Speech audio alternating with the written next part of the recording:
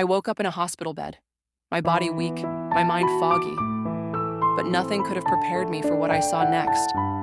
My fiancé, my everything, was in my hospital room. But she wasn't alone. She was laughing, holding hands with another man. My heart pounded as I tried to make sense of it. Had she really moved on while I was fighting for my life? I had to know the truth.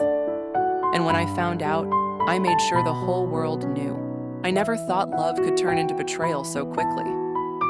One moment, I was planning my future with the woman I loved, and the next, I was lying in a hospital bed, wondering if she ever truly cared. Sophia and I had been together for 5 years. We met in college. She was the type of girl who could light up an entire room with just a smile. I was the quiet, ambitious one, always lost in my work. Somehow, she brought me out of my shell, made me believe in love, in forever. We had dreams, moving in together, traveling the world, maybe even marriage. She was my everything. But love isn't just about the beautiful moments. It's about standing by each other when everything falls apart. And when I needed her the most, she wasn't there. It started with a car accident. I was driving home late from work, exhausted from another long shift. The rain was relentless that night, turning the roads into slick, dangerous traps. I barely remember what happened, just the blinding headlights, the sudden impact, the unbearable pain. When I woke up, days had passed. My body was bruised, my ribs fractured, my leg in a cast. The doctors told me I was lucky to be alive. But luck felt like a cruel joke when I saw her. Sophia was standing at the foot of my hospital bed, but she wasn't alone. A man, tall, confident, and way too comfortable, stood beside her. His hand was resting on her lower back. She was laughing at something he whispered, laughing, like she hadn't spent the last 5 years promising me forever. At first, I told myself I was imagining things. Maybe he was just a friend. Maybe my mind was still foggy from the painkillers. But then, she turned to me, her expression changing in an instant. Guilt flashed in her eyes, just for a second, but it was enough. I wanted to ask her. I wanted to demand answers, but my voice was too weak. Instead, she rushed to my side, acting like nothing had happened. She kissed my forehead, held my hand, told me how scared she'd been, how much she had missed me. But the warmth in her touch was gone. That night, I couldn't sleep. Every time I closed my eyes, I saw them together. The way she smiled at him, the way his fingers traced the small of her back like he belonged there. I needed the truth. So, I waited. For 3 days, I pretended everything was fine. I let her sit by my bedside, stroke my hair, whisper empty promises about how things would go back to normal. But I knew better. And then, on the 4th night, when she thought I was asleep, I heard it. A phone call, a hushed, urgent voice, and the words that shattered everything. I love you too. I just need a little more time. My heart clenched. My fingers dug into the hospital sheets. I felt sick, furious, broken. She wasn't just moving on. She had already replaced me. But if she thought she was getting away with it, she was dead wrong. I still remember the first time I saw Sophia. It was 5 years ago, in the middle of a crowded bookstore. She wasn't like the other customers who skimmed the shelves absent-mindedly. No, she was different. Her fingers traced the spines of books as if each one held a secret only she could understand. She bit her lip in concentration, her brows furrowed as she read the first page of a novel, completely lost in its world. I should have kept walking. I wasn't the kind of guy who struck up conversations with strangers. But something about her pulled me in. You know, I said, breaking the silence, that book has a terrible ending. She looked up, surprised, her eyes locking onto mine, deep brown, filled with curiosity. Oh? She asked, tilting her head. And what makes you say that? I shrugged. Let's just say I have a habit of predicting how things end. She smirked, hugging the book to her chest. Well, I guess I like stories that surprise me. She had no idea how much those words would come back to haunt us. That night, we talked for hours. About books, about dreams, about life. She told me she wanted to travel the world, that she believed in soulmates and second chances. I told her I didn't believe in fate, that people made their own choices. And yet, something about her made me wonder if I was wrong. We became inseparable after that. Late-night coffee runs, long drives with no destination. Secret notes slipped into each other's pockets. She made life feel lighter. Like maybe for once I didn't have to carry the weight of everything alone. But even the strongest love stories have cracks. Sophia came from a world of warmth, big family gatherings, effortless laughter, a home filled with love. I came from silence. My father was a businessman who measured love in achievements. My mother a woman who smiled for cameras but rarely for me. I was taught that emotions were weaknesses, that love was a distraction, and yet I loved Sophia more than anything. Still, I could never tell her, not the way she wanted. One night, under the glow of city lights, she looked at me with a sadness I didn't understand. "Do you ever think about forever?" she asked, her voice barely above a whisper. I hesitated. "Forever is a long time, Soph." She sighed, looking away. "Yeah, I guess it is." That was the first time I saw doubt in her eyes, a flicker of something I couldn't name at the time. But looking back, I should have known. She needed reassurance, a promise. And I let the moment slip away. Then came the accident. I was supposed to meet her that night. We had plans. Dinner, a quiet evening together. But I was late. Work had consumed me, just like always. And when I finally got in my car, rushing to see her, fate had other plans. The rain was relentless. The roads were slick. I never even saw the truck coming.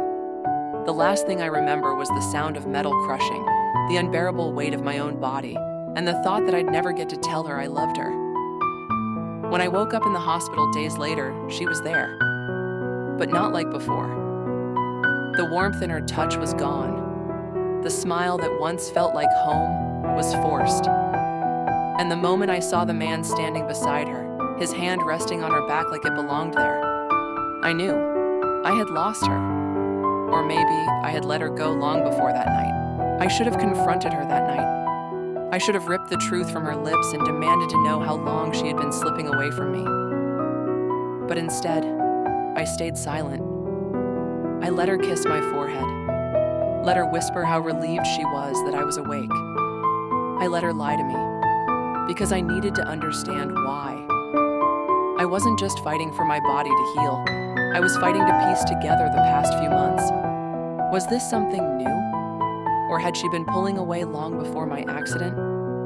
Had I been so consumed with work, with proving myself to a father who never cared, that I didn't notice the love of my life slipping through my fingers? I watched her carefully. The way she flinched when my fingers brushed against hers, the way she checked her phone when she thought I wasn't looking, the way her once effortless "I love yous" now came with hesitation. And then there was him, Nathan. I recognized him now. He had been at a few of our gatherings, just a friend, she always said, someone from work. I never thought twice about him, but now seeing the way he lingered outside my hospital room, his eyes searching for her, his entire body tensed like he was waiting for something, I knew. One evening, I tested her. "When I get out of here," I said, forcing a smile, "let's go away for a while, just the two of us." She blinked, hesitating. "Go away?" "Yeah, you always talked about Greece, the white buildings, the sunsets. Let's go." She swallowed, forcing a smile that didn't reach her eyes. "That sounds amazing." She was lying, and it crushed me. As soon as she left, I made up my mind. I had spent my whole life avoiding the hard conversations, pretending that if I didn't acknowledge a problem, it would fix itself. Not this time. I needed answers. I needed to hear her say it. That night, I called in a favor. A friend of mine, Alex, had always been good with digging up information. He didn't ask why. I think he already knew. And when he sent me a file filled with text messages, photos, timestamps, my worst fears were confirmed. They had been together while I was in the hospital, not after. Not during the uncertainty of my recovery. Before. While I was unconscious, while doctors were fighting to keep me alive, she had already chosen him.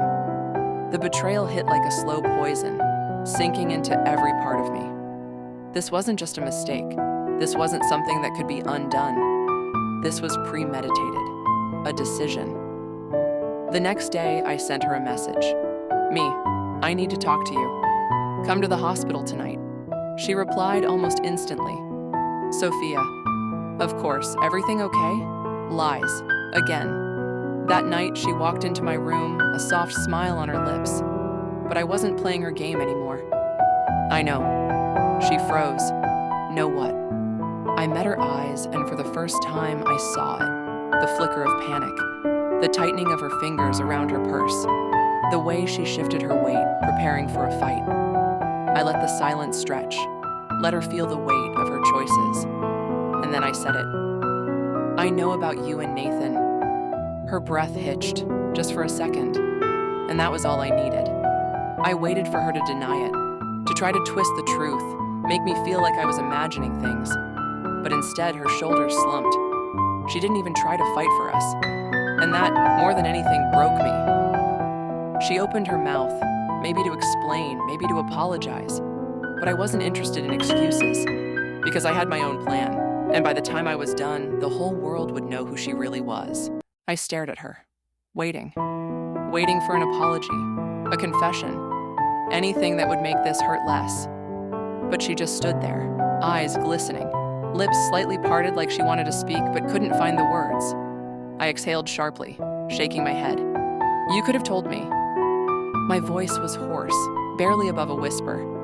"You could have just ended things. Instead, you let me believe we were okay while you..." I swallowed the lump in my throat, forcing the words out. "While you were with him." Sophia flinched. "It wasn't like that." I let out a bitter laugh. "Then tell me what it was like." She opened her mouth, then closed it. Her hands clenched into fists like she was at war with herself. "I didn't mean to hurt you." "Then why did you?" My voice cracked, and I hated how weak I sounded. Her breathing was shaky, her fingers twisting the ring she still wore on her left hand. "I was scared, okay?" she finally admitted. "You were slipping away, Liam. You were always working, always somewhere else, even when you were with me. I felt like I was holding on to something that didn't exist anymore." I felt the sting of her words, but it wasn't enough to justify what she had done. "So, instead of talking to me, you ran into his arms?" "It wasn't like that," she said again, more desperate this time. "I was lost. I didn't plan for it to happen. But it did," I cut her off, stepping closer. "And you let it." Her breath hitched as she looked up at me. I saw the guilt, the regret, but also something else, a flicker of defiance. "You want to know the truth?" she whispered, voice trembling. "I didn't think you'd care." I sucked in a sharp breath, my chest tightening. "You never told me how you felt," she continued, eyes glassy. "I waited, Liam. I waited for you to fight for me, to tell me I was more important than your job, your pride, your damn need to prove yourself to everyone but me. But you never did." I shook my head, the weight of her words pressing down on me. "You think I didn't love you?" My voice was raw, breaking apart. "Sophia, I loved you more than anything." She swallowed hard, tears spilling over. "Then why didn't you show it?" Silence stretched between us, heavy and unbearable. The answer was there, unspoken, because I never knew how. Because I had spent my whole life believing love was something you proved through actions, not words.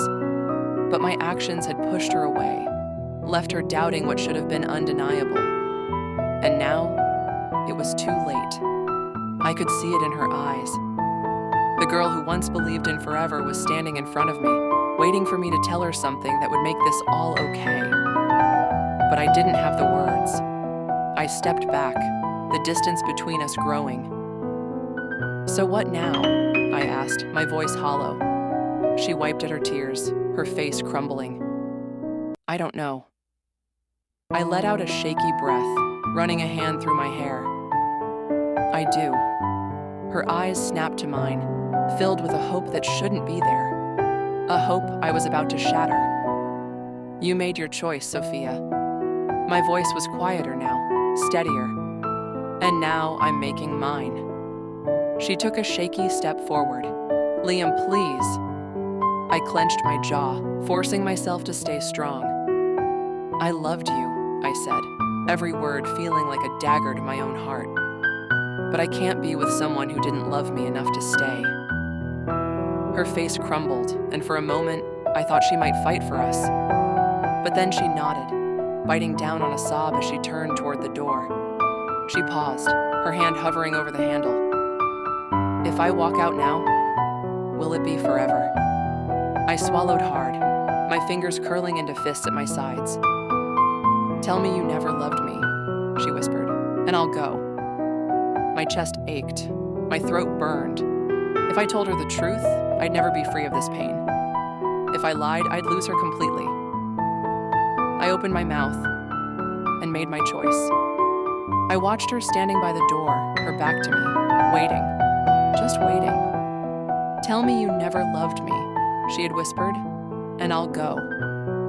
The words felt like a noose around my throat. A single sentence could end everything we had been, everything we could have been. But what was left to fight for? I clenched my fists, my body tense, my heart hammering so loudly it drowned out the steady beep of the hospital monitor beside me. If I told her I never loved her, I would be lying. But if I told her the truth, if I admitted that despite everything, I still loved her, what then? Would love be enough to erase the betrayal?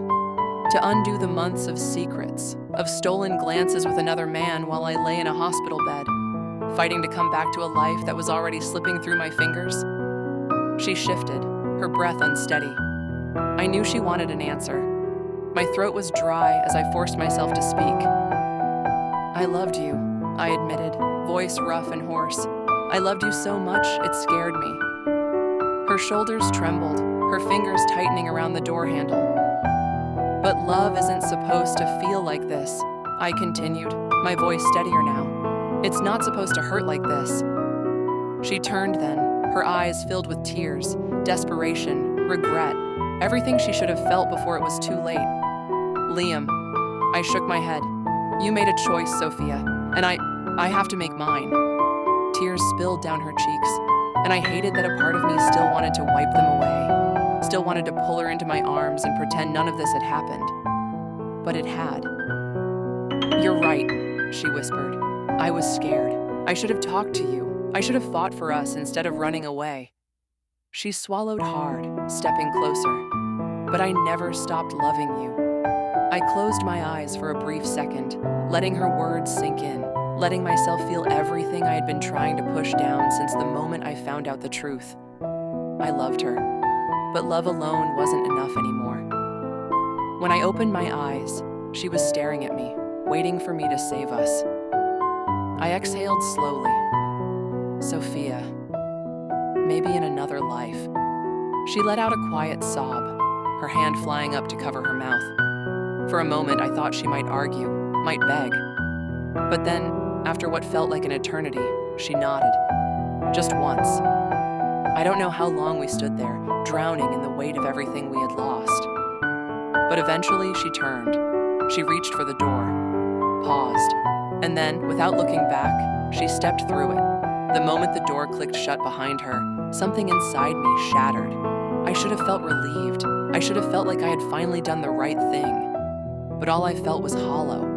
I sat there for what felt like hours, staring at the space where she had stood, my mind replaying every moment, every touch, every whisper. Maybe in another life. Maybe in a world where I had loved her better. Maybe in a world where she hadn't given up so easily. But not in this one. I closed my eyes, leaning back against the pillow. Tomorrow, I would get discharged. Tomorrow, I would start over.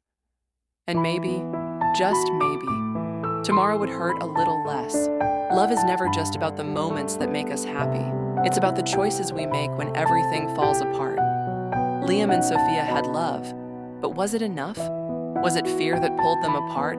Or was it fate reminding them that not all love stories get a second chance? What would you do if the person you loved the most betrayed your trust? Could you forgive, or would you walk away? Sometimes, love isn't about holding on. It's about knowing when to let go. Let me know your thoughts in the comments. Would you have made the same choice?